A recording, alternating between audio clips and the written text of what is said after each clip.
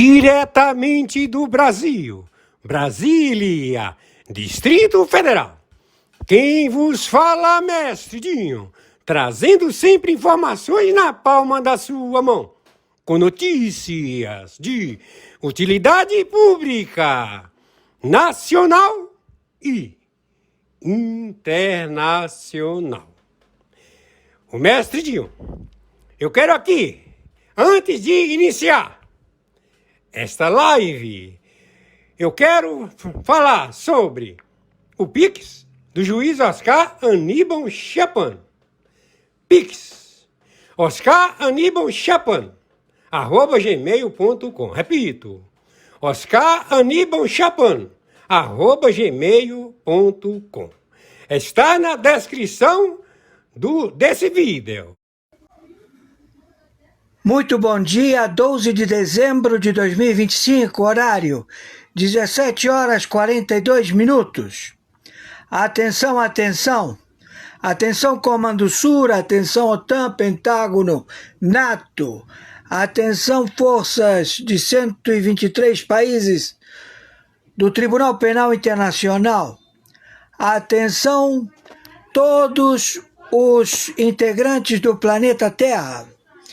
Hoje está criado a Federação Centro-Americana em El San Salvador, onde é a capital desta nova terra, criada com uma junção de todos os países que são neutros ao narcotráfico, não aceitam a conjuntura dos opressores comunistas, filhos da puta. E todos eles já passam, a partir de hoje, a ser a Confederação Centro-Americana. Um novo país, um novo continente. E a sua capital é em San Salvador. Seja bem-vindo, Federação Centro-Americana, país livre da opressão das células terroristas, maoístas, comunistas, traficantes e todo tipo de mazela. Sejam bem-vindos, que o Senhor Todo-Poderoso, Rei do Universo, os abençoe.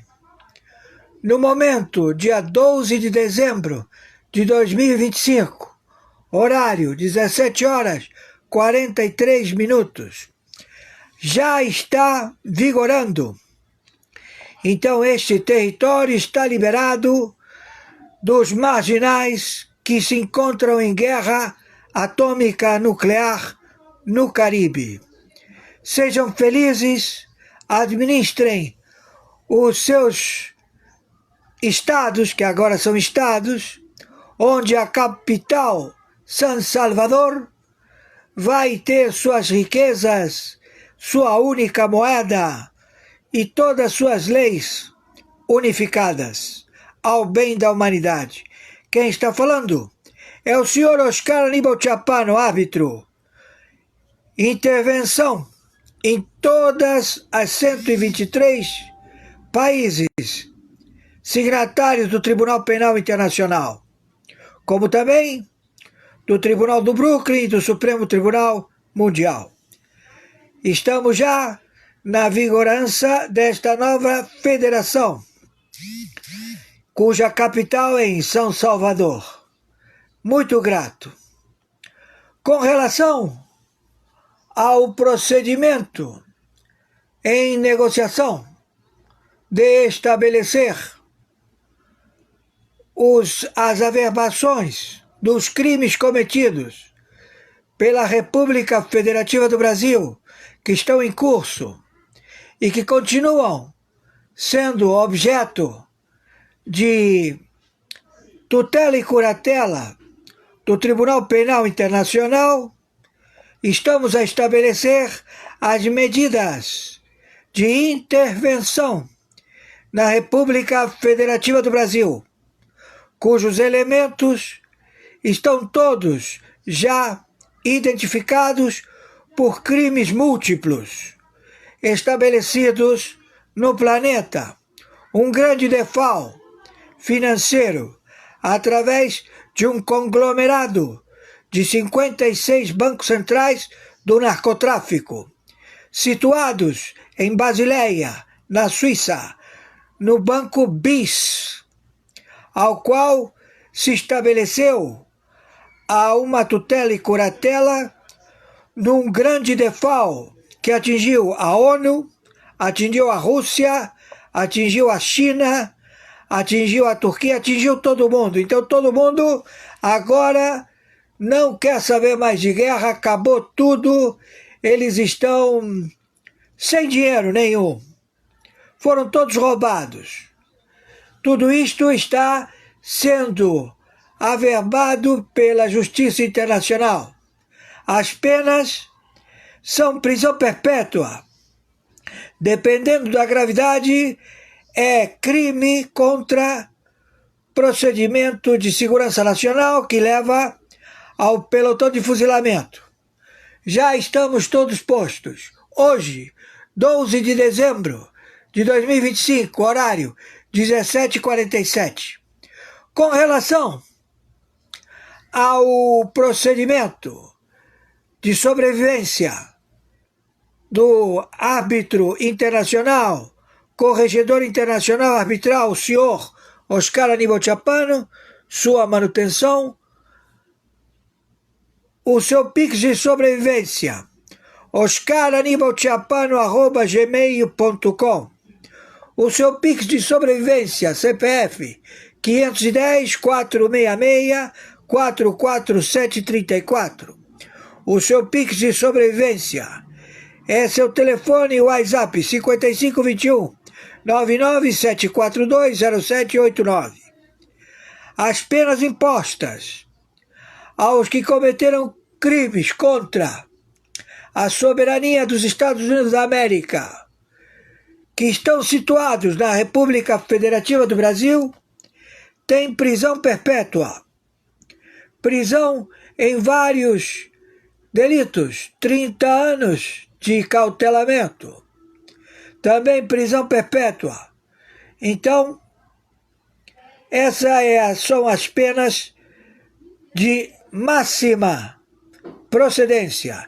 Estamos mandando a Interpol, estamos com o FBI, a CIA, a proceder no dia de hoje, dia 12 de dezembro de 2025, horário 17h49, contra estes funcionários públicos terroristas no governo federal do Brasil, em Brasília, todos já identificados, e todos serão levados ainda hoje, também no dia de sábado, no dia de domingo, e sucessivamente, se houver qualquer tipo de posicionamento contrário, vamos proceder de imediato. O Exército, a Marinha e a Aeronáutica do Brasil, eles farão a junta militar que vai prevalecer durante 15 anos na República Federativa do Brasil. Já estamos procedendo com todas as outorgas. Hoje, dia 12 de dezembro de 2025, horário 17h50. Quem está falando é o senhor interventor, gestor na administração de toda a tutela e curatela do Executivo, Legislativo e Judiciário. Todos os acautelados, por favor, não resistam, porque temos ordem de força letal. Não vamos poupar, temos que agir rapidamente. Procedam a informar a todos. Gratidão. Todos os conglomerados financeiros, todos os procedimentos legais têm que passar pelo monitoramento da China. Então a intervenção e o monitoramento do Reset Gesara Nezara, que foi antecipado e que já está em vigor, impede que o ladrão e também o Alcolumbre, o Hugo Mota, os das Forças Armadas do Brasil não tenham legitimidade. Então, nós estamos já com a identificação da sociedade de ladrões, cleptocracia, que se estabelece no Brasil com a organização OCRIM, Foro de São Paulo, Grupo de Puebla. Isto tudo acaba hoje. Por quê? Porque a CGU pagou para o escritório americano o terrorista fardado como ministro do Supremo Tribunal Federal do Brasil a querer impor sanções aos Estados Unidos através de medidas fora do contexto legal, tudo através de ameaça e criar um conflito global. Está falando aqui é o interventor, o senhor Oscar Aníbal Chapano. Estamos em guerra com a infraestrutura do GovBR, de Luiz Inácio Lula da Silva e o Alckmin do Foro de São Paulo, do Grupo Depois. Escuta, você, Moacir, ou qual seja teu nome, que está usando a carapuça Luiz Inácio Lula da Silva, ou você se entrega hoje, agora, ou você, o teu vice-presidente e todos os líderes do partido, porque estamos em guerra. Então não vamos esperar mais. Não vamos esperar também pelos xinguiboristas, que são todos do Hamas. Não tem nenhum santinho aí. Todo mundo não trabalha, todo mundo ganha dinheiro com essa matança em todo o planeta, porque são ou você sai do governo hoje, que o povo francês está nas ruas, marchando neste momento, querendo a tua renúncia, se você e esse traveco que é homem, que te come toda noite, que você diz que a mulher não é mulher porra nenhuma. Vamos começar limpa. É ordem mundial. Então eles não têm como obter êxito. Eles não têm, porque eles não vão conseguir pegar no dinheiro. Eles chegaram até a porta do Banco Central, mas o Banco Central, a porta não abre. Aí eles pegam e dizem para o presidente do Banco Central, abre a porta desse banco. E não abre. Aí chega até o próprio sujeito que mantém a chave do cofre, que é o que inventou o cofre, abre essa porra. E ele diz, olha, não estou conseguindo abrir. Entenderam? Estou sendo claro? Então foi todo mundo identificado, todo mundo foi identificado. E criou um desequilíbrio do planeta. Então todos eles chegam e falam assim, escuta, estou precisando de dinheiro, você me pediu 4 trilhões ontem, você disse que ia me devolver hoje, e você até agora não me devolveu. Eu vou te devolver. Quando você vai me devolver? Daqui a pouco, calma, companheiro.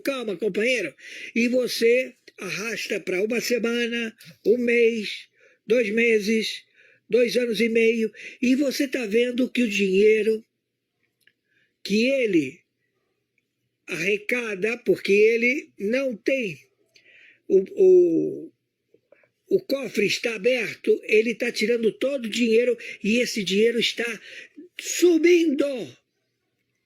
Desapareceu. E quando perguntam para ele, escuta, o que está acontecendo? Isso é culpa do Bolsonaro. Mas o Bolsonaro não está de reais. E todo dia tem eles na televisão. O deputado, o senador, o prefeito, o governador, o secretário, o policial militar, o policial civil, o policial federal, autarquias. Então o crime organizado são eles. É o narco-estado Brasil, GovBR, administração que se faz chamar falsa identidade Luiz Inácio Lula da Silva, com captura internacional.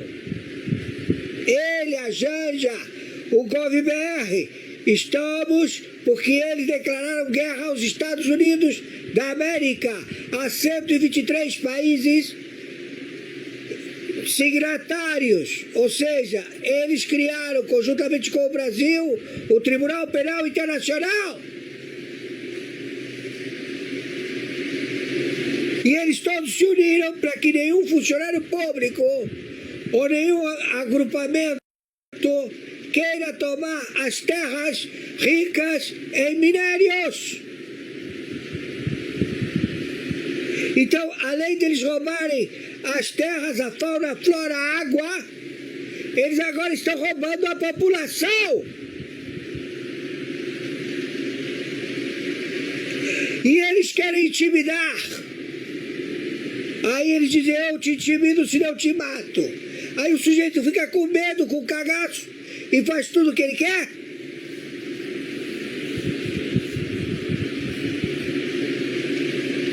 Então, e levantou todas as possibilidades de efetivo força letal.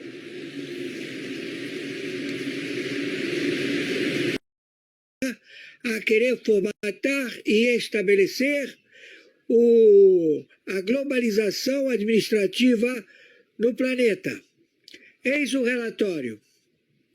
Já está identificado o mandante, o que estabelece o pool, ou seja, a sociedade de países que estão tramando a morte do presidente dos Estados Unidos da América, o senhor Trump, como também a morte do senhor Bolsonaro.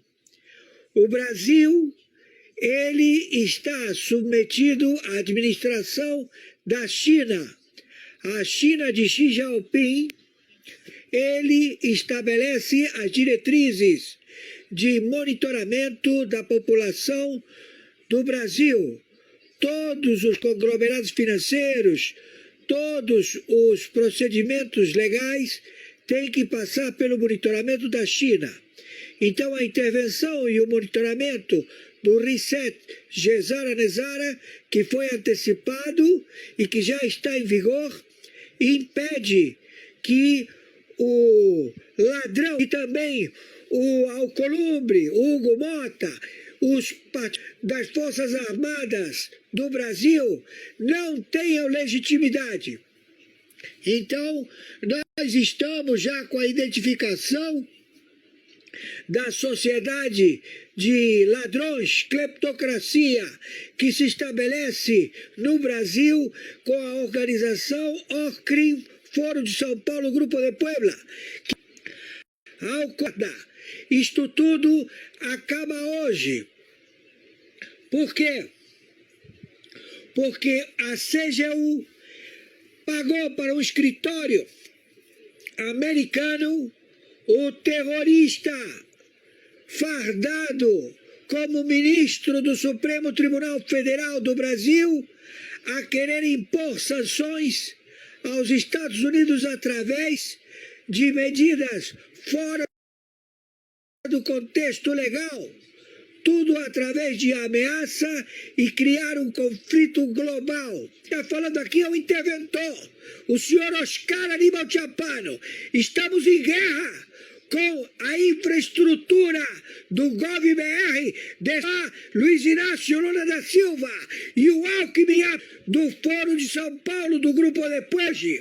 Escuta, você, Moacir, ou qual seja teu nome, que está usando a carapuça Luiz Inácio Lula da Silva, ou você se entrega hoje, agora, ou você, o teu vice-presidente e todos os líderes do partido, porque estamos em guerra. Então não vamos esperar mais. Não vamos esperar também pelos xigimboristas, que são todos do Hamas. Não tem nenhum santinho aí. Todo mundo não trabalha, todo mundo ganha dinheiro com essa matança em todo o planeta, porque são ou você sai do governo hoje, que o povo francês está nas ruas, marchando neste momento, querendo a tua renúncia, se você e esse traveco que é homem, que te come toda noite, que você diz que a mulher não é mulher porra nenhuma. Vamos começar limpa. É ordem mundial. Então eles não têm como obter êxito. Eles não têm, porque eles não vão conseguir pegar no dinheiro. Eles chegaram até a porta do Banco Central, mas o Banco Central, a porta não abre. Aí eles pegam e dizem para o presidente do Banco Central, abre a porta desse banco. E não abre. Aí chega até o próprio sujeito que mantém a chave do cofre, que é o que inventou o cofre, abre essa porra. E ele diz, olha, não estou conseguindo abrir. Entenderam? Estou sendo claro?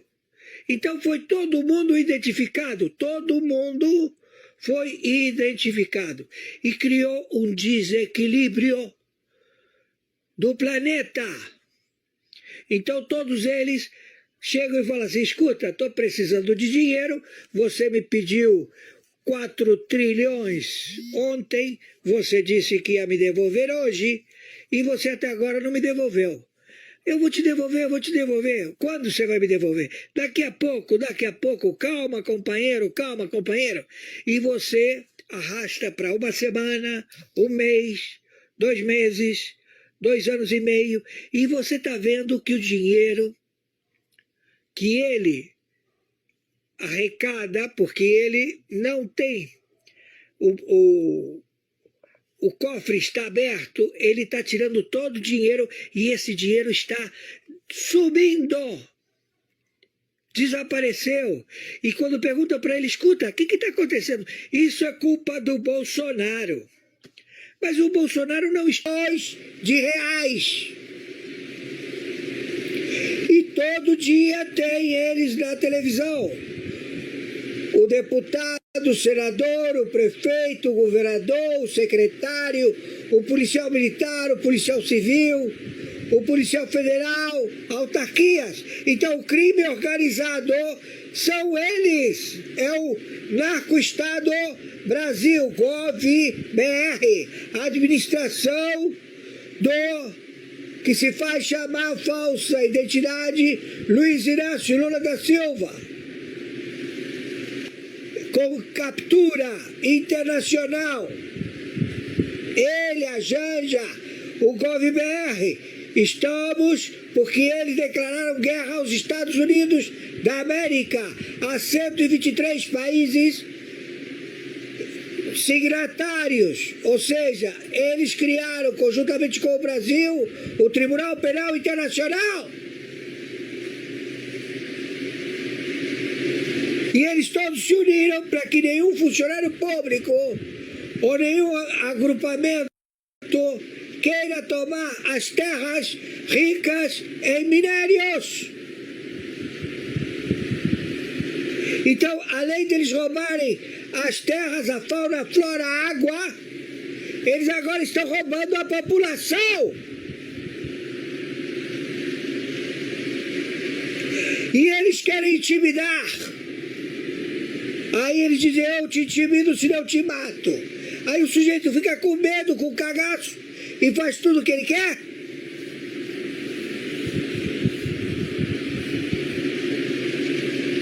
Então, e levantou todas as possibilidades de efetivo força letal. Sua liderança a querer formatar e estabelecer a globalização administrativa no planeta. Eis o relatório. já está identificado o mandante, o que estabelece o pool, ou seja, a sociedade de países que estão tramando a morte do presidente dos Estados Unidos da América, o senhor Trump, como também a morte do senhor Bolsonaro.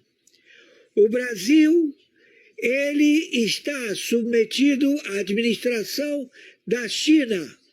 A China de Xi Jinping, ele estabelece as diretrizes de monitoramento da população do Brasil. Todos os conglomerados financeiros, todos os procedimentos legais têm que passar pelo monitoramento da China. Então, a intervenção e o monitoramento do Reset Gesara-Nezara, que foi antecipado e que já está em vigor, impede que o ladrão e também o Alcolumbre, o Hugo Mota, os das Forças Armadas do Brasil não tenham legitimidade.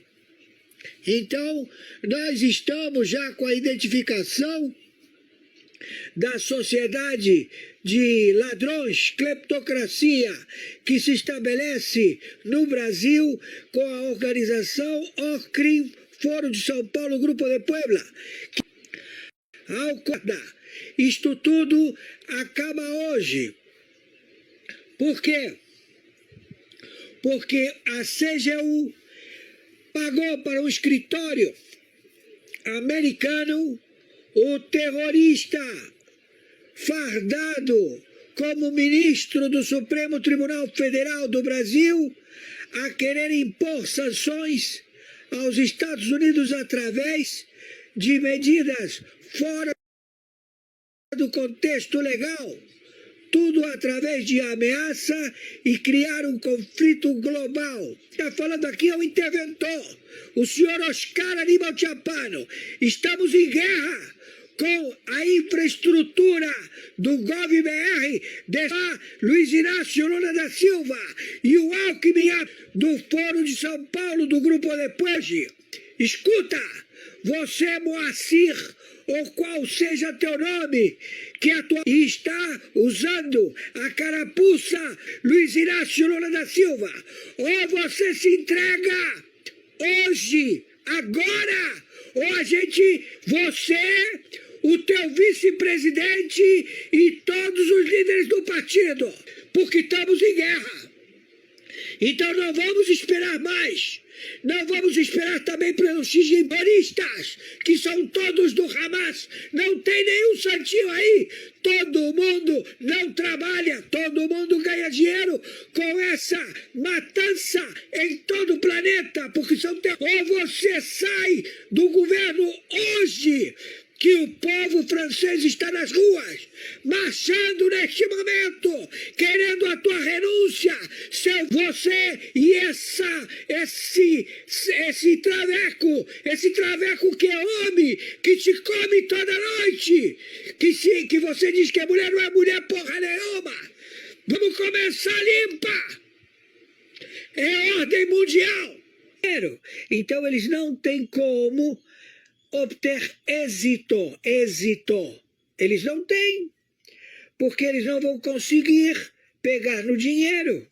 Eles chegaram até a porta do Banco Central, mas o Banco Central, a porta não abre. Aí eles pegam e dizem para o presidente do Banco Central, abre a porta desse banco. E não abre. Aí chega até o próprio sujeito que mantém a chave do cofre, que é o que inventou o cofre, abre essa porra. E ele diz, olha, não estou conseguindo abrir. Entenderam? Estou sendo claro? Então foi todo mundo identificado, todo mundo foi identificado. E criou um desequilíbrio do planeta. Então todos eles chegam e falam assim, escuta, estou precisando de dinheiro, você me pediu 4 trilhões ontem, você disse que ia me devolver hoje, e você até agora não me devolveu. Eu vou te devolver, eu vou te devolver. Quando você vai me devolver? Daqui a pouco. Calma, companheiro, calma, companheiro. E você arrasta para uma semana, um mês, 2 meses, 2 anos e meio, e você está vendo que o dinheiro que ele arrecada, porque ele não tem o cofre está aberto, ele está tirando todo o dinheiro e esse dinheiro está subindo. Desapareceu. E quando pergunta para ele, escuta, o que está acontecendo? Isso é culpa do Bolsonaro. Mas o Bolsonaro não está de reais. E todo dia tem eles na televisão.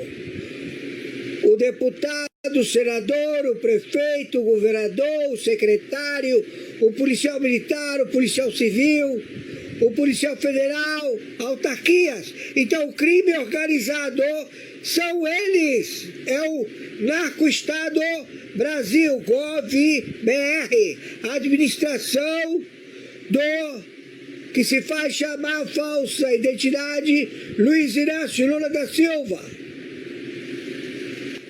Com captura internacional.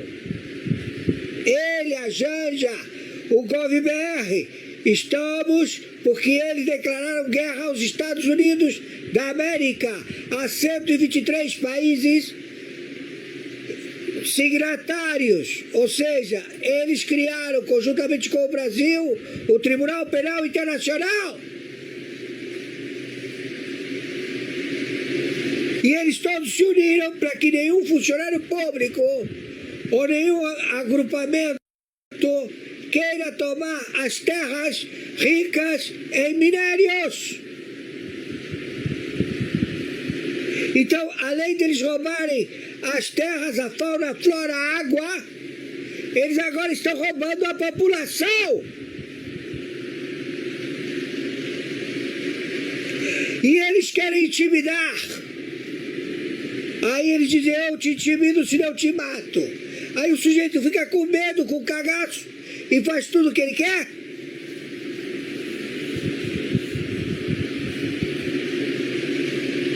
Então, e levantou todas as possibilidades de efetivo força letal. Sua liderança a querer formatar e estabelecer a globalização administrativa no planeta. Eis o relatório.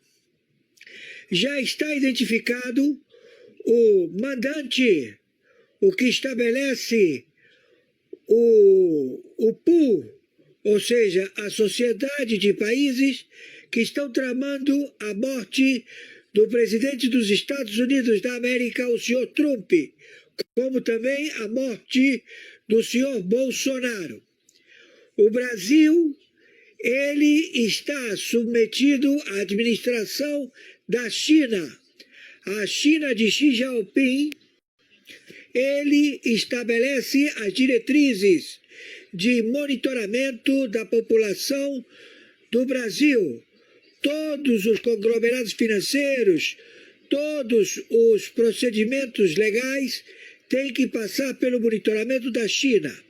Então, a intervenção e o monitoramento Reset Gesara Nezara, que foi antecipado e que já está em vigor, impede que o ladrão e também o Alcolumbre, Hugo Mota, os das Forças Armadas do Brasil não tenham legitimidade.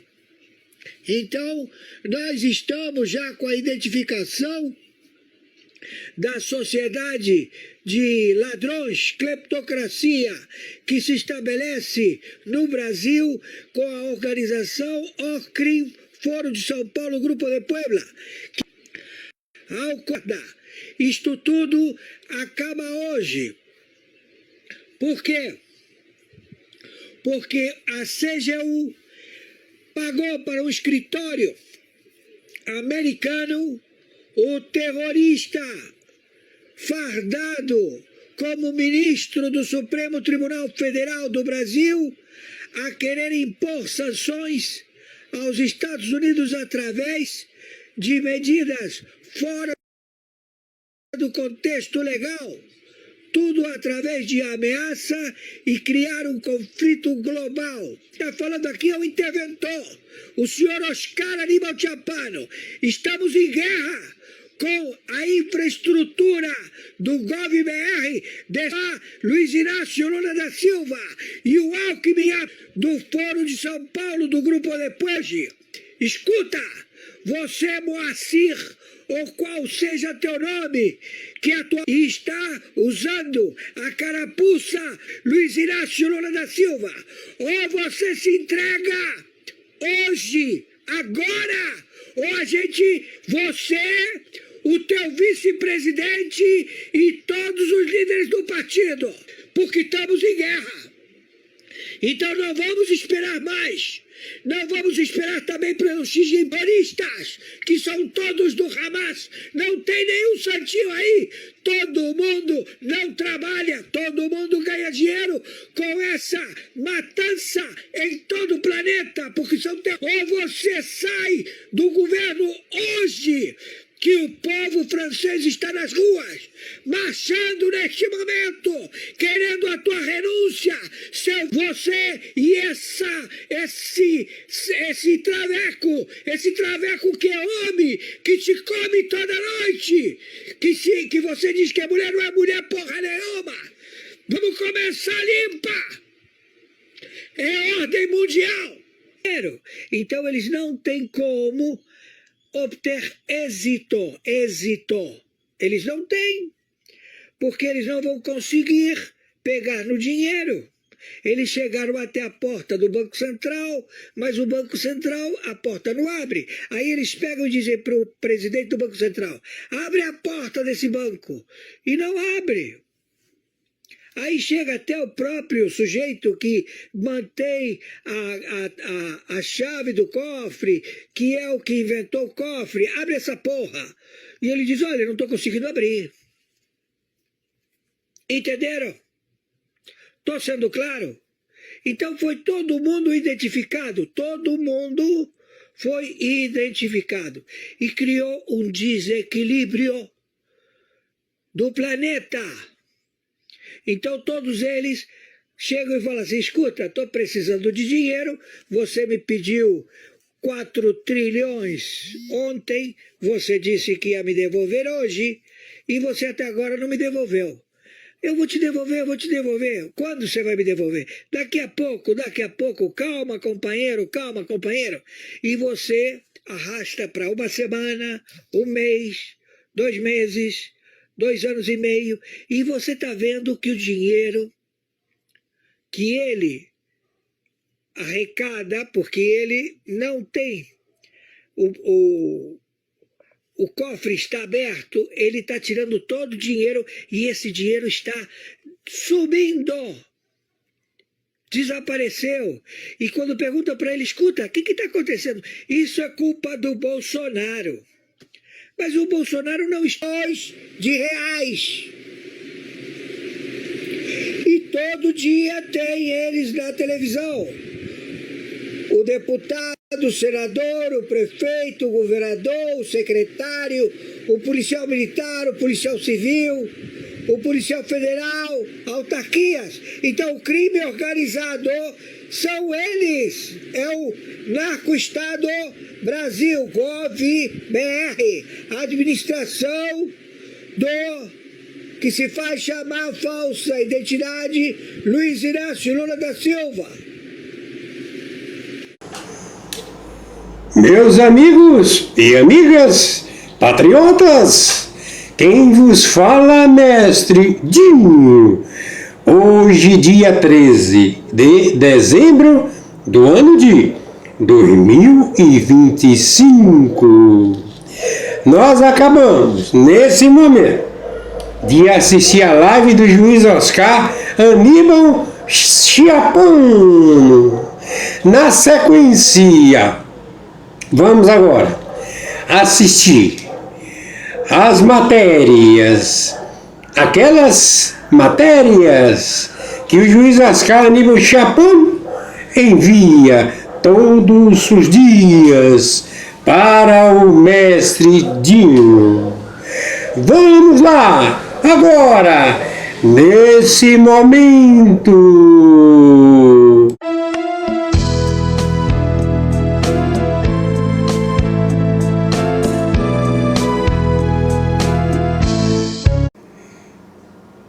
Diretamente do Brasil, Brasília, Distrito Federal, quem vos fala é mestre Dinho, trazendo sempre informações na palma da sua mão, com notícia de utilidade pública, nacional e internacional. Hoje, dia 13 de dezembro do ano de 2025. A seguir, o mestrezinho, eu estou apresentando aqui um conteúdo que fala que, por exemplo, Trump não retirou o Magnitsky de Moraes de graça. O que está acontecendo fala na televisão, inclusive o ministro falando que não deve, certo? Não é bem assim, vocês sempre são mentirosos, ok? Repito, Trump não retirou Magnitsky de Moraes de graça. De graça. É o seguinte, vocês, meus amigos e amigas patriotas, vocês irão assistir esse vídeo que vai falar sobre isso agora, no nome do Senhor Jesus Cristo. Trump acaba de retirar Alexandre de Moraes e sua esposa da lei Magnitsky.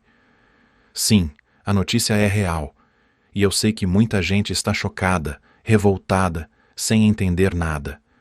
Mas calma. Antes de qualquer julgamento, respira fundo e me escuta até o fim, porque tem algo muito maior por trás dessa decisão. Você realmente acha que o maior estrategista político e negociador do planeta, Donald Trump, iria arregar para o Moraes? Você acha que o homem que enfrentou o sistema global, que reergueu os Estados Unidos com base na força da soberania e da inteligência geopolítica, tomaria uma decisão dessas sem uma carta poderosa na manga? Claro que não. Isso aqui é xadrez de altíssimo nível. Trump não deu nada de graça. Moraes e Lula pagaram um preço altíssimo. O que parece derrota, na verdade, é o início de uma virada histórica. Há semanas, Trump já deixava claro: só retiraria a Magnitsky se certas exigências fossem cumpridas. E essas exigências, meu amigo, vão muito além de qualquer manchete. Elas tocam o coração da nossa luta pela liberdade, pela justiça e pelo fim da perseguição política no Brasil. Então, se você está entre os patriotas que ficaram indignados com essa notícia, fica comigo até o fim. Hoje eu vou te mostrar a verdadeira estratégia por trás desse movimento. Vou te mostrar como esse acordo secreto entre Trump, Lula e Moraes pode mudar tudo, inclusive o destino de Jair Bolsonaro e dos presos políticos do 8 de janeiro. Mas antes, eu te peço uma coisa. Compartilhe esse vídeo agora. Nas últimas horas, o desespero tomou conta de muita gente de bem. E esse vídeo é justamente para acalmar, para explicar e para mostrar que Trump continua no comando do tabuleiro. A verdade é simples. Ele não recuou. Ele apenas deu o próximo passo da sua jogada. Vamos organizar essa história com calma, porque o que parece confusão é, na verdade, parte de uma sequência muito bem planejada. Tudo começa em julho de 2025, quando Donald Trump, recém-retornado à presidência dos Estados Unidos, decide aplicar a Lei Magnitsky contra Alexandre de Moraes, sua esposa e o escritório de advocacia ligado a ela. A justificativa era clara: abuso de poder e perseguição política no Brasil, especialmente contra Jair Bolsonaro e os patriotas presos após o 8 de janeiro.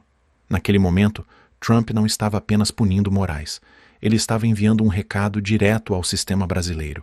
Ou vocês mudam o rumo e respeitam a liberdade, ou sentirão o peso econômico e diplomático da maior potência do planeta.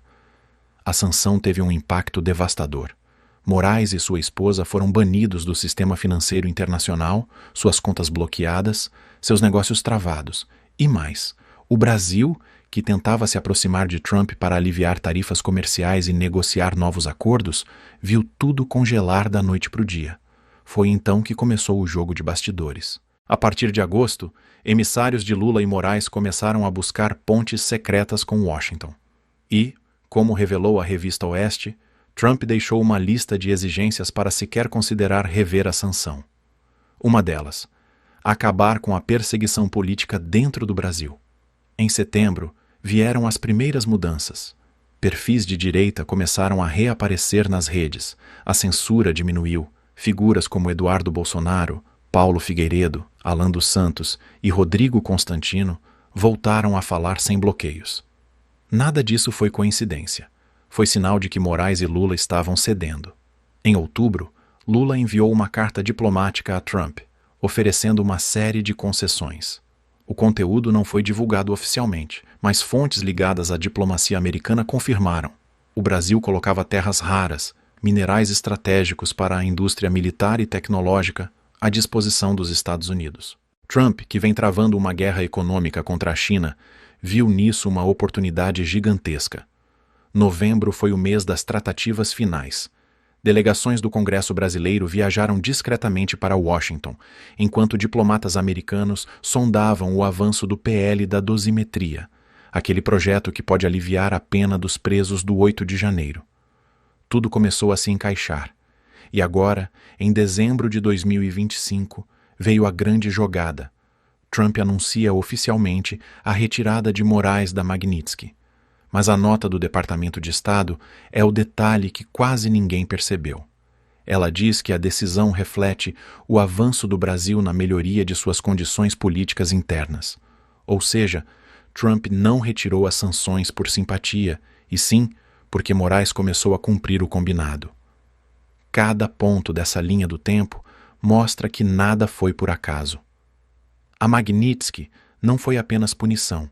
Foi uma ferramenta de negociação internacional, e Trump a usou com maestria. Agora, o palco está montado para a próxima fase, a revelação do que realmente foi negociado nos bastidores.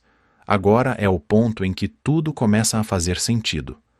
Porque quando você junta os pedaços da história, percebe que a retirada da Magnitsky não é o fim da pressão sobre Moraes, é o início da fase mais estratégica de Trump. Isso não foi recuo. Foi condicionalidade. Trump não perdoou Moraes, ele apenas suspendeu a punição enquanto as exigências do acordo são cumpridas. E se não forem, a Magnitsky volta, com força redobrada. É o típico estilo Trump. Ele dá a chance de corrigir o erro, mas se for enganado, o contra-ataque vem devastador. E o que havia por trás desse acordo? Segundo as informações cruzadas da revista Oeste e de fontes ligadas ao Congresso americano, Trump impôs 5 exigências mínimas ao governo Lula e ao ministro Moraes. Primeiro, fim da censura nas redes sociais. Isso já começou. Segundo, liberação gradual dos presos políticos do 8 de janeiro, o que deve ocorrer nas próximas semanas. Terceiro, garantir que Jair Bolsonaro tenha sua liberdade plena até o fim de 2026. Quarto, fim das parcerias estratégicas do Brasil com a China no setor de satélites e tecnologia militar. E quinto, abertura das reservas de terras raras para exploração por empresas americanas. Essas eram as condições. E é exatamente isso que o governo brasileiro começou a entregar, uma a uma. Lula e Moraes perceberam que Trump não recuaria 1 milímetro. Ele controlava o tabuleiro econômico e diplomático. E, para evitar uma crise comercial, aceitaram negociar. Só que há algo ainda mais profundo. O que Trump fez foi transformar a Magnitsky numa alavanca geopolítica. Ele pegou uma lei que nasceu para punir abusos de direitos humanos e a usou para redefinir o equilíbrio de forças dentro do Brasil. Forçou Moraes a recuar no autoritarismo, empurrou Lula para a mesa da negociação e, de quebra, abriu caminho para que a direita brasileira volte a respirar. É por isso que o movimento da direita americana está em silêncio agora. Eles não criticaram Trump, porque sabem que essa retirada faz parte de um plano muito maior. Trump não age por emoção, age por cálculo. E o cálculo é simples. Para libertar o Brasil do domínio da esquerda global, é preciso antes neutralizar a influência da China, reabrir o espaço de fala da direita e libertar seus líderes. Cada uma dessas metas está embutida nesse acordo. E tem mais.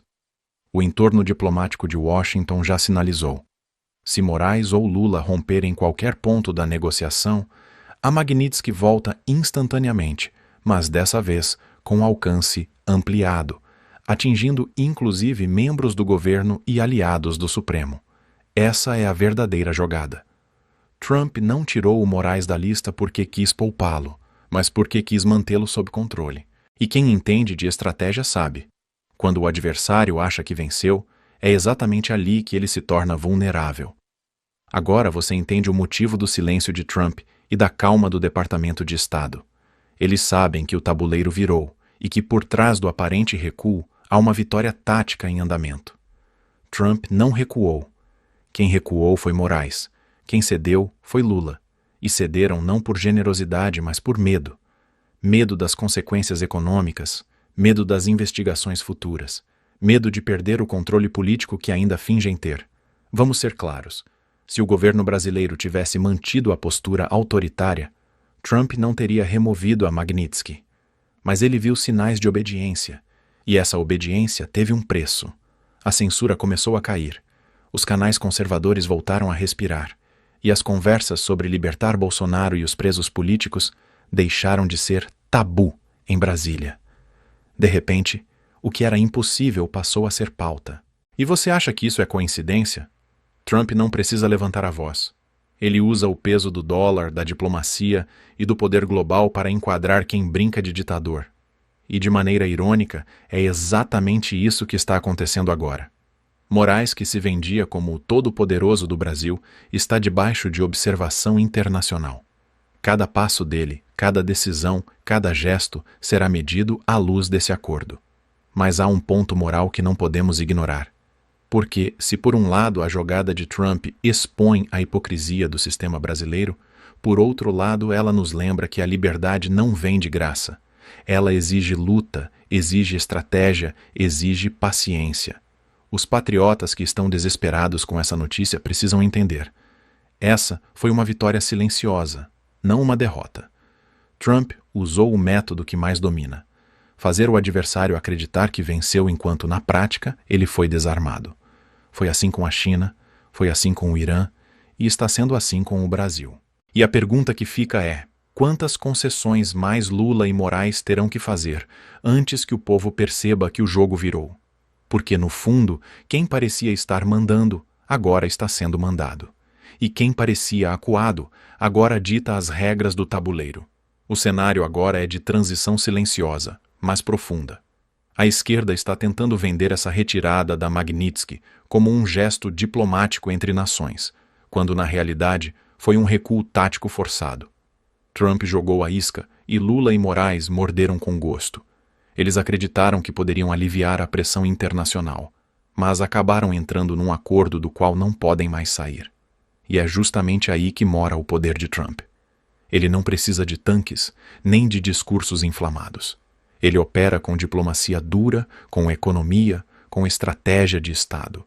E, ao fazer isso, ele colocou o sistema brasileiro num ponto sem retorno. Agora, qualquer desobediência às condições do acordo vai significar o retorno imediato das sanções, com impacto direto nas contas de Moraes, nos contratos de empresas brasileiras e até nas exportações. Nos próximos meses, tudo indica que veremos mudanças concretas. A Câmara e o Senado, sob pressão silenciosa de aliados americanos e de uma população exausta de abusos, devem aprovar de vez o PL da dosimetria. A partir daí, começa a libertação gradual dos presos políticos. Primeiro os doentes, depois os casos de menor pena e, por fim, todos os demais. Porque o recado de Trump foi claro: não haverá relações normais com o Brasil enquanto existirem presos políticos. E quanto a Jair Bolsonaro? Tudo aponta para que sua liberdade seja parte final desse acordo. Talvez não imediatamente, mas até o fim de 2026 isso será realidade. Moraes não vai mantê-lo preso indefinidamente porque sabe o que isso custaria. Trump já deixou claro, desde julho, que a perseguição a Bolsonaro foi a razão direta da aplicação da Magnitsky. Logo, se o acordo promete revisão das medidas persecutórias. A libertação de Bolsonaro é inevitável. Enquanto isso, Flávio Bolsonaro se consolida como o nome natural da direita nas pesquisas, e isso não é acidental. É reflexo de um sentimento coletivo. O povo entendeu que a perseguição à família Bolsonaro é símbolo do colapso moral do sistema. E quando a verdade começa a emergir, nem a imprensa militante consegue conter o estrago. Lá fora, Trump prepara um movimento ainda maior. A aproximação comercial entre Brasil e Estados Unidos vai deixar a China isolada, e o país, mesmo governado por Lula, vai depender de acordos que nasceram da mesa de Trump. É a estratégia do abraço do urso. Prende o adversário de forma que ele não perceba que já perdeu. Mas nada disso vai adiantar se nós, patriotas, ficarmos apenas assistindo. A direita precisa entender que esse é o momento da retomada. O sistema está fragilizado, o inimigo está dividido e a opinião pública começa a perceber que a narrativa de golpistas não se sustenta mais. Nada disso se sustenta se o povo acordar. Nada disso se mantém se a verdade circular. Por isso, o que você faz agora é fundamental. Compartilhar esse conteúdo, debater, explicar, acalmar e conscientizar. Trump abriu o caminho, mas cabe a nós atravessá-lo, porque esse acordo, se cumprido, representa a derrota moral e política da perseguição que o Brasil viveu nos últimos anos. E se Lula e Moraes descumprirem qualquer ponto, Trump voltará com a Magnitsky. E dessa vez atingirá não só o Moraes, mas todo o entorno que o protege. A direita precisa estar pronta, organizada e vigilante. O jogo virou, mas a partida ainda está em andamento. O que aconteceu nos últimos dias não foi uma derrota, foi uma lição. Uma lição de que, no tabuleiro político mundial, vence quem entende o tempo, quem enxerga além da manchete, quem tem coragem de agir quando todos estão com medo. Muitos olharam para a decisão de Trump e acharam que era o fim. Mas os que conhecem o verdadeiro Donald Trump sabem, ele nunca recua, ele apenas reposiciona as peças.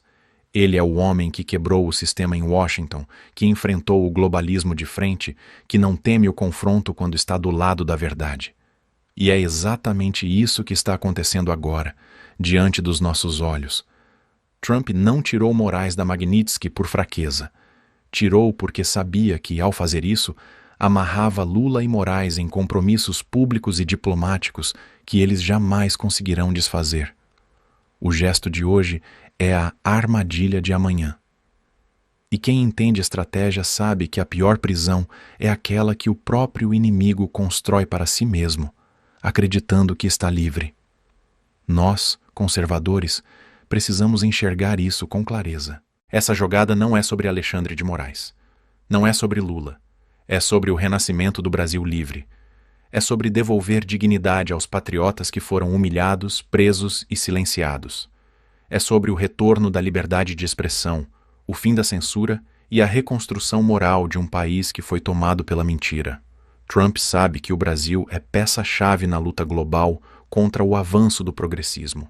Ele não vê o Brasil como colônia, mas como parceiro estratégico na restauração da liberdade ocidental. E é por isso que ele está agindo com precisão cirúrgica. Cada exigência feita a Lula e Moraes é também um recado ao povo brasileiro. Vocês não estão sozinhos, mas lutem. Sim, haverá libertação dos presos políticos. Sim, Bolsonaro será solto. Talvez não amanhã, mas será. E quando isso acontecer, o mundo inteiro vai entender que foi a pressão de um movimento coordenado, de um povo que não se calou, que derrubou o muro da perseguição. E é por isso que eu te digo, não desanime. O sistema quer exatamente isso. Quer te ver cansado, descrente, sem esperança. Mas é nesse momento, quando o desânimo tenta te dominar, que o inimigo mais teme a tua força. Porque a força do patriota não vem de partido, não vem de cargo, não vem de privilégio. Vem da convicção de que o Brasil pertence aos brasileiros, não aos burocratas, não aos globalistas, não aos que usam a toga para silenciar o povo. Agora, mais do que nunca, é hora de resistência serena e firme, de ocupar o debate com sabedoria, de ensinar aos desinformados o que realmente está acontecendo, de mostrar que a direita não é ódio, é amor pela pátria, é fé na liberdade, é lealdade à verdade. O tempo da covardia acabou. O Brasil está vivendo uma encruzilhada histórica. Ou continuamos acreditando nas manchetes fabricadas pela velha imprensa, ou abrimos os olhos e enxergamos que há uma guerra silenciosa sendo vencida, por dentro. Trump moveu as peças. Agora é a nossa vez de agir, com coragem e discernimento. Compartilhar este vídeo não é apenas espalhar uma notícia, é um ato político, um gesto de resistência, um recado direto ao sistema. O povo acordou.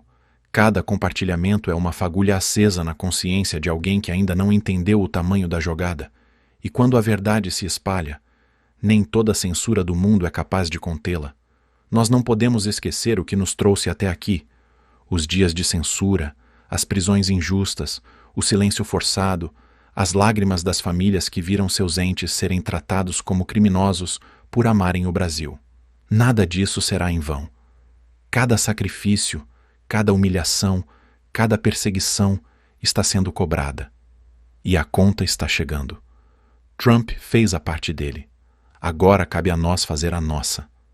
Não com violência, mas com verdade. Não com desespero, mas com estratégia. Não com ódio, mas com fé. Porque o Brasil é maior do que qualquer ministro, maior do que qualquer partido, maior do que qualquer plano globalista. E se há algo que esta história nos ensina, é que o bem sempre vence, mesmo quando parece estar perdendo. A liberdade pode ser silenciada por um tempo, mas nunca derrotada. E é por isso que esse movimento precisa continuar, mais forte, mais unido, mais consciente. Patriota, este vídeo não é apenas conteúdo, é um chamado. Um chamado para que você escolha de que lado da história quer estar. Do lado dos que se rendem, ou do lado dos que resistem, do lado dos que acreditam que o Brasil ainda pode ser salvo. O jogo ainda não acabou. A cada nova revelação, a cada nova decisão, fica mais claro. A direita está de volta e o tempo da mentira está se esgotando. Compartilhar este vídeo é ajudar a escrever essa virada. É plantar esperança onde só há medo. É mostrar que, enquanto houver um patriota de pé, o Brasil jamais será derrotado. Acorda, Brasil. O futuro está sendo redesenhado agora, e ele precisa de nós. Que Deus abençoe os que lutam pela verdade, que ilumine os que duvidam e que proteja o nosso país de todos os que o traíram. Brasil acima de tudo. Deus acima de todos. Era madrugada, exatamente 3h42 de uma terça-feira abafada em São Paulo. No estacionamento de um Carrefour atacadista, localizado na Marginal Tietê, um caminhão frigorífico ligado há mais de 20 minutos começa a dar marcha a ré lentamente, quase imperceptível. A câmera de segurança capta a movimentação, mas não há ninguém na central observando. O barulho do motor abafado e o compressor funcionando escondem outro som, um estrondo surdo vindo de dentro da câmara fria. 30 minutos depois, quando a gerente da madrugada faz sua ronda habitual, o caminhão já não está mais lá. Ele saiu sem registro na portaria, sem nota fiscal, sem autorização, apenas sumiu. E junto com ele sumiu também um funcionário do açougue, Marcos Vinícius Costa, de 34 anos, nunca mais foi visto. 12 horas depois, a informação chega ao setor de segurança corporativa do Carrefour. O número que aparece na planilha interna é estarrecedor: 5.400.000 Era o valor que deveria ter sido repassado em espécie a um intermediário do primeiro comando da capital, naquele mesmo dia, naquele mesmo local. O Carrefour, naquele momento, estava envolvido em uma operação de lavagem de dinheiro do crime organizado. E o homem que cortava carne há 6 anos nas câmaras frias daquela loja havia acabado de enganar o PCC. Uma única frase passou a circular entre os seguranças da empresa e os contatos no submundo paulista. O açougueiro fugiu com o dinheiro deles, e ele sabia exatamente o que estava fazendo. Agora, a pergunta que ninguém conseguia responder era: como um funcionário com salário fixo, vivendo em Itaquera, pai de 2 filhos, desapareceu sem deixar rastros, levando com ele uma das maiores quantias já desviadas do crime organizado brasileiro? Marcos Vinícius Costa começou no Carrefour como auxiliar de reposição aos 22 anos. Não tinha ensino superior, mas carregava uma obsessão silenciosa por precisão. Logo foi transferido para o açougue, onde o gerente percebeu algo incomum. Marcos conseguia identificar cortes errados apenas pelo som da faca na tábua. Ele dominava os tipos de carne, sabia quanto tempo cada peça aguentava fora do frio, E mais do que isso, entendia de logística como se tivesse estudado isso formalmente, mas nunca estudou. Filho de um caminhoneiro morto em um assalto na BR-381 e de uma costureira aposentada por invalidez, Marcos cresceu em um bairro apertado na zona leste de São Paulo. Desde cedo, cuidava dos irmãos mais novos, negociava preços no açougue da feira, fazia fretes no carrinho de mão. Tudo o que sabia aprendeu com tentativa, erro e observação. O que ninguém sabia, nem mesmo os colegas mais próximos, era que ele tinha um talento peculiar, memória fotográfica. Se visse algo uma vez, não esquecia mais. Isso incluía plantas de câmaras frias, códigos de acesso, horários de troca de turnos e planilhas de controle interno. Com o tempo, passou a ser o único autorizado a entrar nas áreas mais restritas do setor de frios. Assumia inventário sozinho, porque era rápido e confiável. Foi nesse papel que, aos poucos, descobriu algo que não deveria estar ali: a movimentação de dinheiro em espécie nas caixas de carne nobre. Notas de 50, 100 e 200 reais envoltas em plástico filme, escondidas entre peças de picanha premium. Ele não perguntou nada, apenas observou. Apesar disso, Marcos era, para todos os efeitos, um funcionário exemplar. Nunca se atrasava, nunca faltava. O gerente dizia que ele era automático. Casado, 2 filhos pequenos, rotina disciplinada. Acordava antes das 5, deixava as crianças na escola. Pegava ônibus, batia o ponto, cortava carne, limpava tudo, voltava para casa, jantava arroz, feijão e ovo. Nos finais de semana, ficava com a família. Parecia ter aceitado a vida como ela era. Mas existia uma regra silenciosa que ele mesmo havia estabelecido: ninguém encosta nos meus filhos. Esse era seu código moral. Tudo podia desabar ao redor, desde que a integridade da sua família permanecesse intocada. Foi por isso que, quando recebeu uma proposta estranha vinda de dentro da própria loja, fazer vista grossa para certas caixas que chegavam e saíam sem nota, ele recusou sem pensar 2 vezes. O problema é que, ao recusar, ele foi notado. E quando o crime organizado percebe que alguém sabe demais e não quer participar, essa pessoa vira um risco. Dias depois, Marcos percebeu que estava sendo seguido. Um carro escuro o acompanhou por 3 noites seguidas no trajeto da escola até em casa. Depois, um recado apareceu rabiscado em uma caixa de papelão na porta de casa. Tudo tem um preço. Foi nesse momento que o ponto cego do protagonista apareceu: sua obsessão pelo controle absoluto. Marcos não confiava em ninguém, nem na polícia, nem em amigos, nem em chefes. Se estava em perigo, só havia uma saída possível: controlar a situação, até o fim. Tudo começou com um erro minúsculo, quase imperceptível. Durante uma troca de turno, Marcos notou que uma das caixas lacradas havia sido deixada no setor de congelados, fora da câmara secreta, onde o material sensível costumava ser armazenado. Ele sabia que aquilo não era comum. Eram caixas vivas, como chamavam informalmente. Nunca ficavam sozinhas. Alguém havia cometido um deslize. Movido pela desconfiança, ele aproveitou o corredor vazio e abriu a caixa com uma faca pequena escondida no avental. Dentro, ao lado de uma peça de carne Angus canadense, havia 4 tijolos de cédulas de 200 reais, plastificados com precisão. Cada um media cerca de 20 centímetros de comprimento e pesava mais de 2 quilos. Ao todo, Marcos contou aproximadamente 800 mil reais em apenas uma caixa. Aquilo era só uma parte. No dia seguinte, ao observar o painel de controle da câmara frigorífica secundária, uma área de acesso limitado que, em tese, servia apenas para produtos vencidos, ele percebeu que a temperatura estava sendo alterada fora do padrão. Alguém usava aquele ambiente para esconder algo que não era carne. Nos 3 dias seguintes, Marcos começou a monitorar silenciosamente as trocas, fotografar com um celular velho sem chip e registrar os horários das entregas. Foi aí que o momento de choque veio. Durante uma madrugada, escondido atrás das cortinas plásticas da área de desossa, Marcos viu 2 homens que não eram funcionários da loja entrando pela porta dos fundos. Tinham crachás falsos e carregavam caixas sem qualquer identificação. O mais alto deles, com uma tatuagem do número 1533 no pescoço, o código da facção, discutia em voz baixa com o supervisor do setor de recebimento. Esse é o último lote antes da coleta. Se der ruim, você sabe quem paga. O sistema era maior do que ele imaginava. O Carrefour havia se tornado ponto de coleta para dinheiro sujo, vindo de diversos negócios ilegais: tráfico, apostas clandestinas, extorsões. O supermercado, com seu vai-vem constante de mercadorias, era o disfarce perfeito. Ali ninguém estranhava uma caixa a mais. A ficha caiu com força. Marcos não estava apenas vendo uma operação ilegal. Ele estava dentro dela e, por não ter aceitado participar,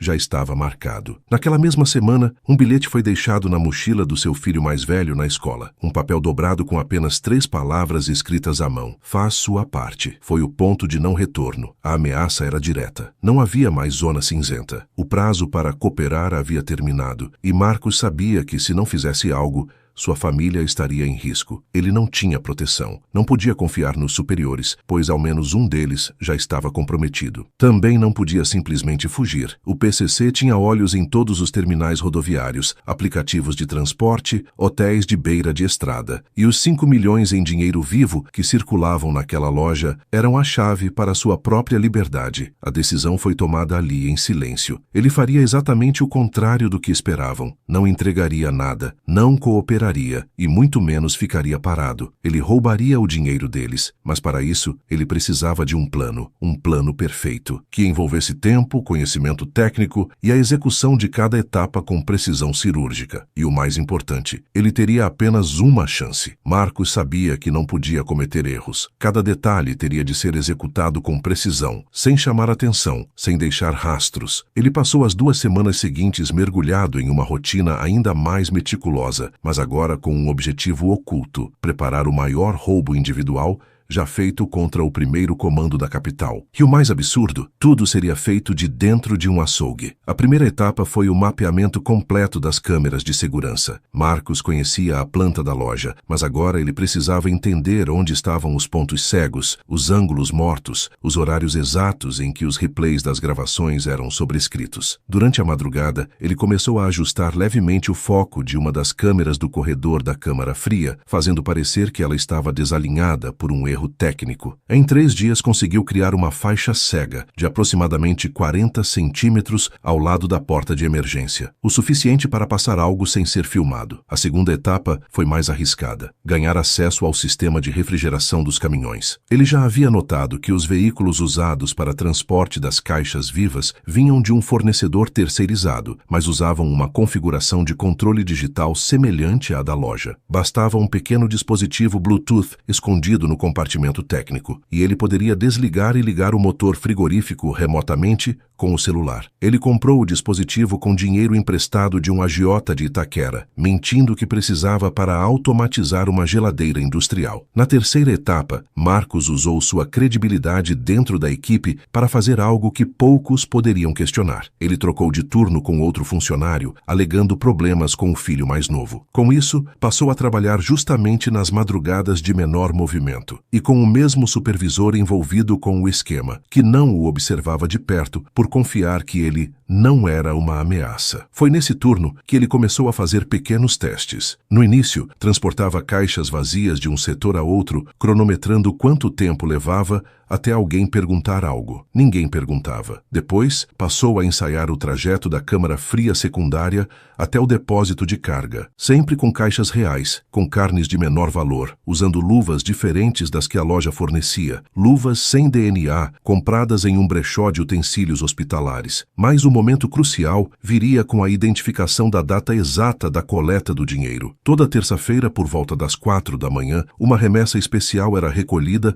e levada por um caminhão com escolta não oficial. A quantia variava entre 3 e 6 milhões de reais. Na terça seguinte, ele observou de perto 2 caixas lacradas, retiradas discretamente por 2 homens armados que nem sequer falavam com os funcionários. Tempo total de operação: 6 minutos e 42 segundos. Nenhuma conferência, nenhum registro oficial. Marcos sabia que teria que agir justamente nesse intervalo de tempo. Para isso, precisava substituir as caixas reais por réplicas idênticas, apenas com peso similar, mas recheadas de papel cortado. Criou um molde com caixas antigas, reforçadas com fita adesiva por dentro. Encheu com papel picado ensacado em filme plástico, imitando o formato dos blocos de dinheiro. A textura era parecida, o peso aproximado. O tempo que teria para trocar uma por uma seria curto, menos de 2 minutos, mas ainda faltava o mais importante: o caminhão de fuga. Na semana seguinte, ele convenceu um velho conhecido de infância, que hoje trabalhava como motorista de refrigeração industrial, a assumir um frete falso. O homem, que já havia passado pelo sistema prisional e devia favores a Marcos desde a adolescência, topou em troca de um pagamento gordo. O plano era simples: ele estacionaria um caminhão frigorífico semelhante aos usados pela loja, com adesivos documentos falsos e placas clonadas no pátio lateral do mercado, próximo à baia de descarte de ossos. Como aquele setor estava em obras e com a câmera desligada há dias, seria o único ponto cego de acesso externo. O caminhão deveria chegar exatamente às 3h55 da manhã, 15 minutos antes da coleta oficial. Marcos trocaria as caixas, colocaria as falsas no ponto de coleta e entregaria as verdadeiras para o motorista fugir com elas. O conteúdo, cerca de R$5.400.000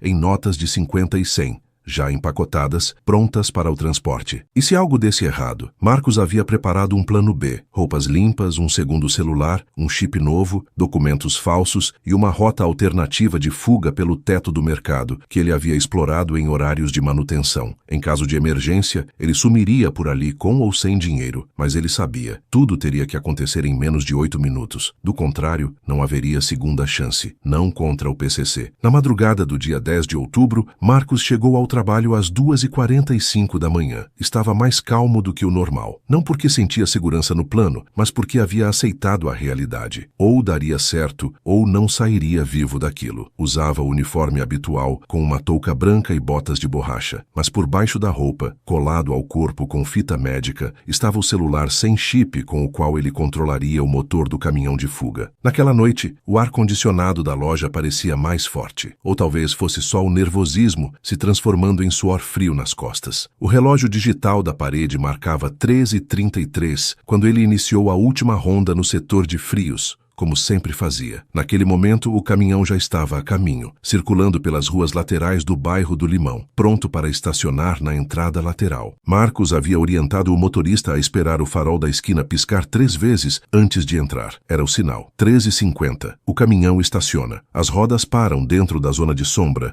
entre 2 caixotes industriais e um container de descarte. O adesivo colado na lataria é idêntico ao da frota oficial. Até o número de frota foi copiado. O motorista desce, abre a traseira, liga o compressor e aguarda. Não olha para os lados, apenas espera. Dentro do açougue, Marcos já havia posicionado as 2 caixas falsas próximas ao corredor de acesso à câmara secreta. Cada uma pesava cerca de 25 quilos. O tempo para o transporte entre os pontos era de exatos 46 segundos, conforme ele havia ensaiado. O supervisor de turno estava ocupado fazendo o fechamento da entrada de carnes de segunda linha, distraído com problemas na balança digital. Tudo estava alinhado. Às 3h54, Marcos faz o primeiro movimento. Atravessa a faixa cega da câmera com a primeira caixa nos ombros. Anda rápido, mas com firmeza. Passa pela porta metálica, que ele mesmo havia destravado, usando um ímã de neodímio escondido no cinto. A porta se fecha atrás dele com um clique abafado. Caminha até o caminhão,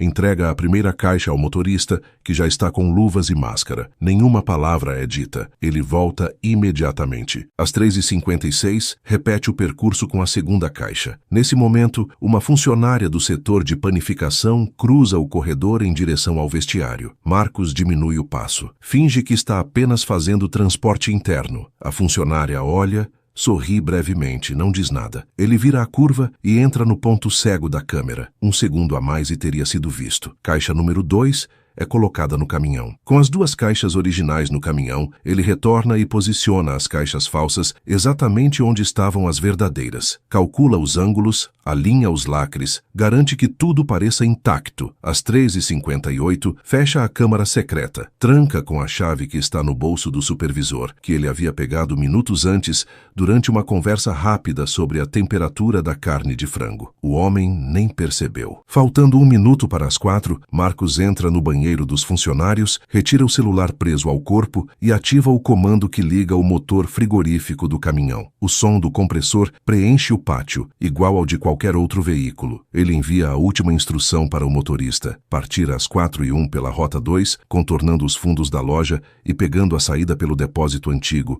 que tinha o portão danificado e ficava sem vigilância naquela hora. 4 em ponto. Os homens do PCC entram, usam jalecos falsos, crachás com nomes de funcionários de uma loja fechada em Osasco, passam direto pela área de conferência e vão até a câmara. Marcos os observa à distância, cortando uma peça de costela com movimentos automáticos. Eles recolhem as caixas falsas, fazem um gesto para o supervisor e desaparecem. Duração total: 5 minutos e 50 segundos. O caminhão de Marcos, ao mesmo tempo, já está a 3 quadras dali, com o GPS desligado e os faróis apagados. Ele passará por um túnel sob a marginal Tietê, onde será deixado em um galpão frigorífico alugado sob nome falso. As caixas serão escondidas ali por 3 dias antes de serem transportadas em outro veículo rumo ao interior de Minas Gerais. Mas então, algo sai do controle. Às 4h15, o supervisor recebe uma ligação no rádio da segurança. O sistema de câmeras teve um pico de energia e um alerta automático de atividade não reconhecida no setor de frios foi disparado. Um protocolo interno é iniciado. Um segurança decide verificar o caminho das câmeras. Marcos, ao ouvir isso, percebe que foi mais rápido do que deveria. O tempo que ele ganhou nas trocas fez com que houvesse um buraco no padrão esperado do monitoramento automatizado. Um sistema que ele não conhecia completamente. A chance de ser pego naquele momento era real. Pensando rápido, ele encena um pequeno acidente. Derruba uma caixa de frango congelado no corredor. Quando o segurança aparece, Marcos está agachado, recolhendo os pacotes com expressão frustrada. O homem pergunta se ele viu algo estranho. Marcos aponta para a câmera desalinhada, diz que já relatou aquilo há dias. O segurança anota em um bloco e vai embora, irritado. Foi por pouco. Às 5 da manhã, com a loja já reabrindo para os funcionários do turno diurno, Marcos termina seu expediente e bate o ponto. Sai pelo portão principal,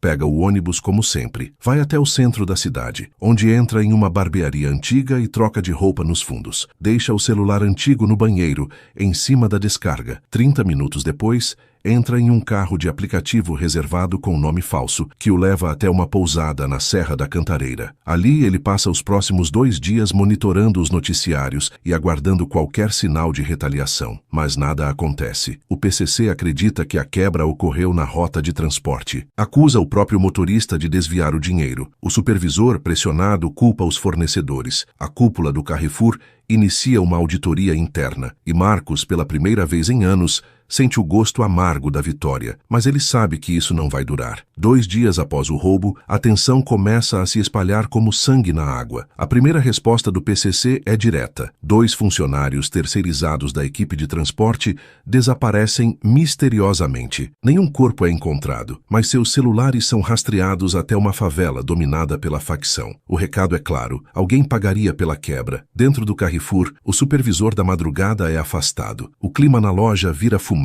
O setor de segurança corporativa é acionado e, pela primeira vez, uma equipe de auditoria externa começa a cruzar horários, cargas, relatórios e imagens. Mesmo com as câmeras parcialmente comprometidas, um analista nota algo estranho: uma oscilação no sistema de temperatura da câmara fria secundária na madrugada do crime. Um detalhe pequeno, mas fora do padrão. Isso basta para levantar uma suspeita. Marcos, isolado na pousada na Serra da Cantareira, monitora tudo por meio de uma televisão pequena e um rádio de pilha. Ele ouve que o Carrefour emitiu uma nota oficial dizendo que colabora com as autoridades e que qualquer envolvimento de funcionários será apurado com o máximo rigor. Ele sabe que é questão de tempo até que comecem a ligar os pontos. O problema? O tempo que ele achava que tinha desaparece. Na madrugada do 4º dia, seu esconderijo é invadido por 2 homens armados. Eles não são da polícia. São do crime. Vasculham o lugar, mas Marcos já havia partido 2 horas antes, usando uma rota de fuga escondida no mato. Havia cavado uma pequena trilha, preparado uma moto velha com gasolina estocada e um capacete escondido em uma caixa d'água. Sai sem deixar rastros, mais uma vez. O cerco está se fechando. A facção já sabe que não foi uma falha de transporte. Sabe que o dinheiro foi desviado antes da coleta e começa a investigar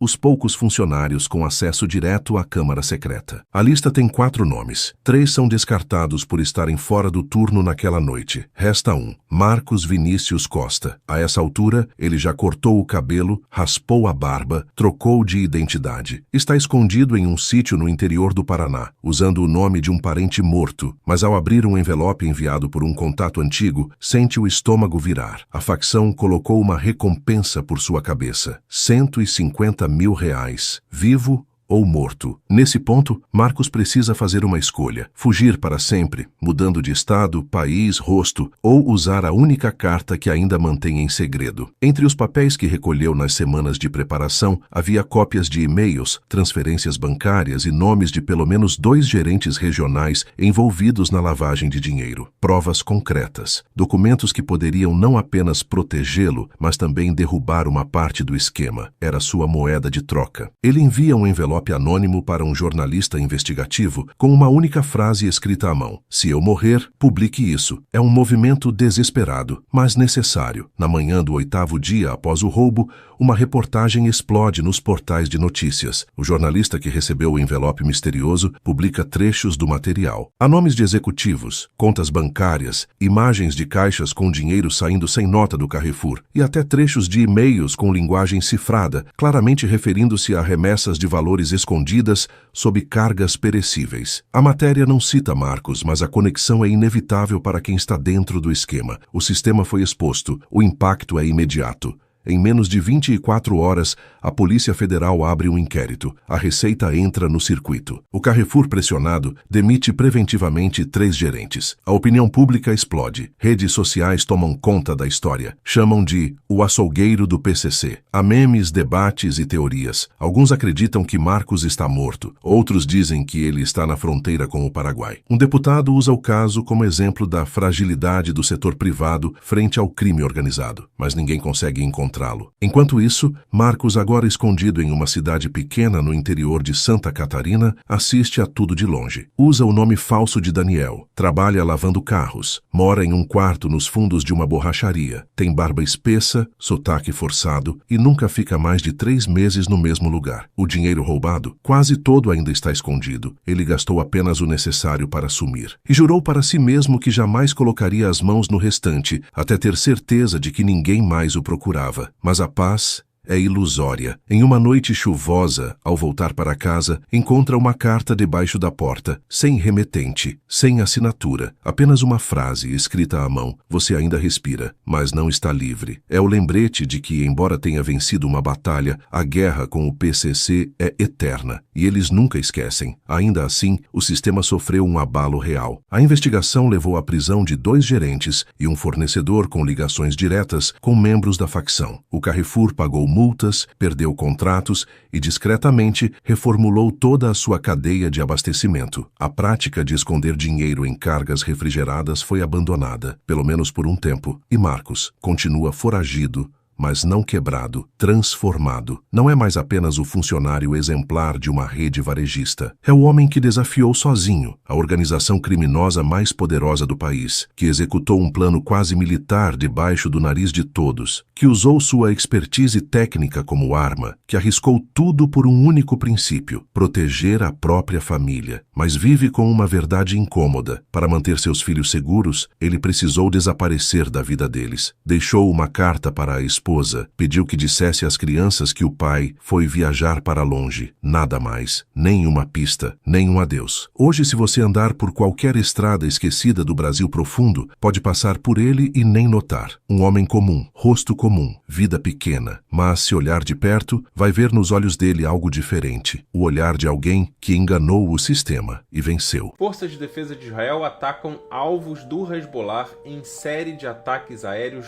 no Líbano. 4 pessoas mortas. Caças atacam um depósito de armas, campo de treinamento e local de fabricação de mísseis do Hezbollah. A primeira onda de ataques foi à tarde, realizada por 5 caças da Força Aérea Israelense e atingiu 16 locais do Hezbollah. As forças de defesa disseram ter atacado um depósito de armas do Hezbollah na área de Nabatie. E isso foi um ponto bem claro que as forças de defesa deixaram no acordo de cessar-fogo assinado em novembro do ano passado, vai fazer um ano, onde diz que qualquer ameaça é possível que Israel trabalhe para eliminar essa ameaça. Forças de defesa de Israel atacam alvos do Hezbollah em série de ataques aéreos no Líbano. 4 pessoas mortas. Caças atacam um depósito de armas, campo de treinamento e local de fabricação de mísseis do Hezbollah. A primeira onda de ataques foi à tarde, realizada por 5 caças da Força Aérea Israelense e atingiu 16 locais do Hezbollah. As forças de defesa disseram ter atacado um depósito de armas do Hezbollah na área de Nabatie. E isso foi um ponto bem claro que as forças de defesa deixaram no acordo de cessar-fogo assinado em novembro do ano passado, vai fazer um ano, onde diz que qualquer ameaça é possível que Israel trabalhe para eliminar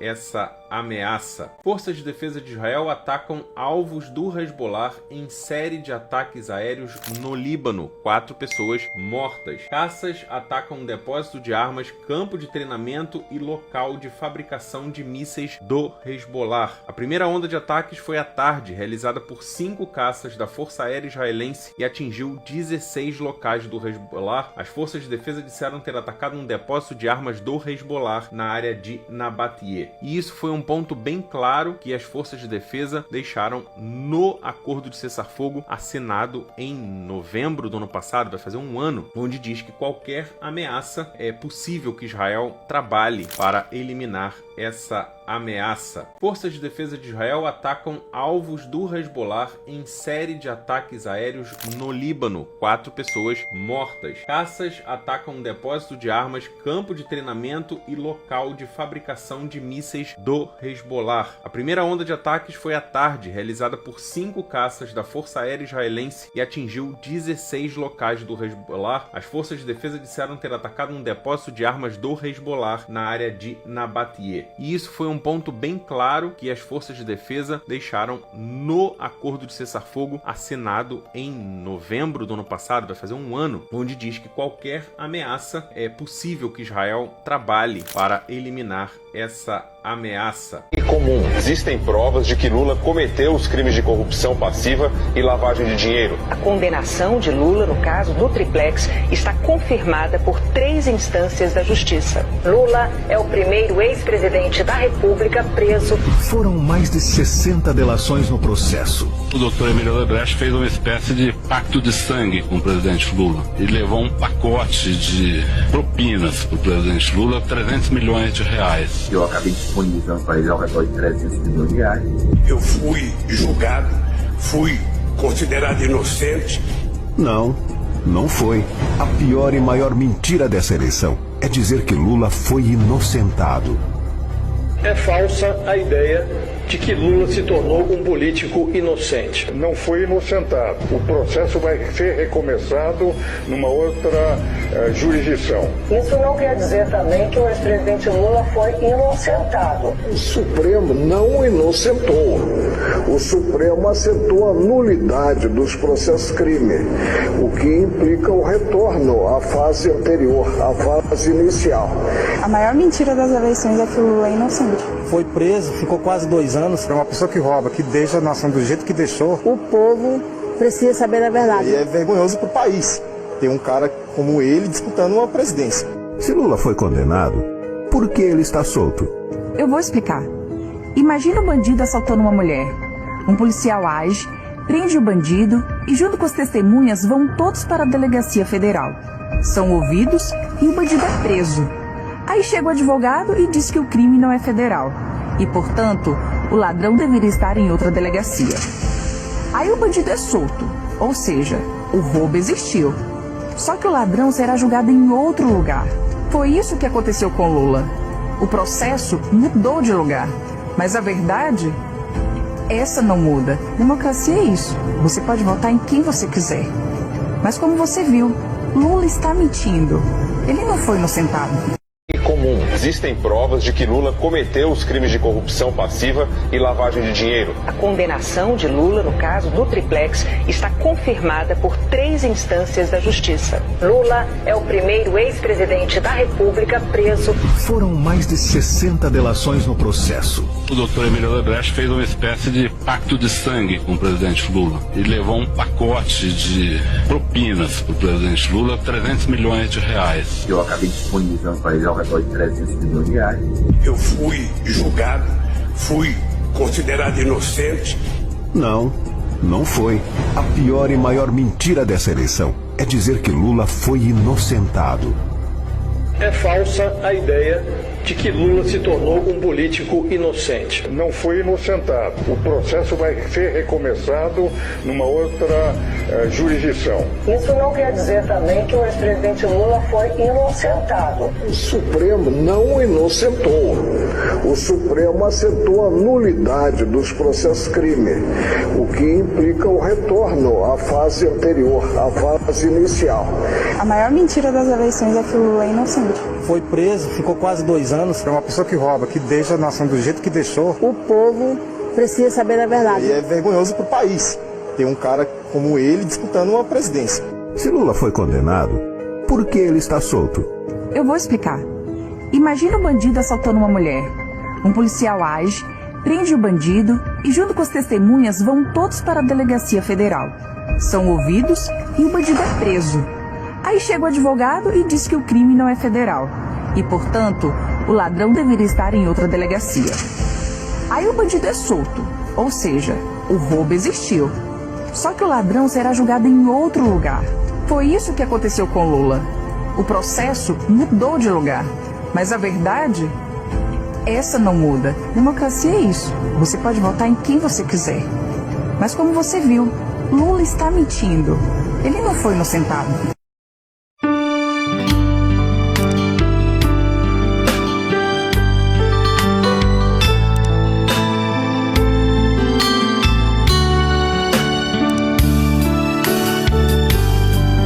Jesus, meu rei, preciso de ti, te seguirei por onde quer que for, mais perto quero estar, sempre hei de suplicar, nos conflitos com o tentador, Jesus me fará vencedor, no nome do Senhor Jesus.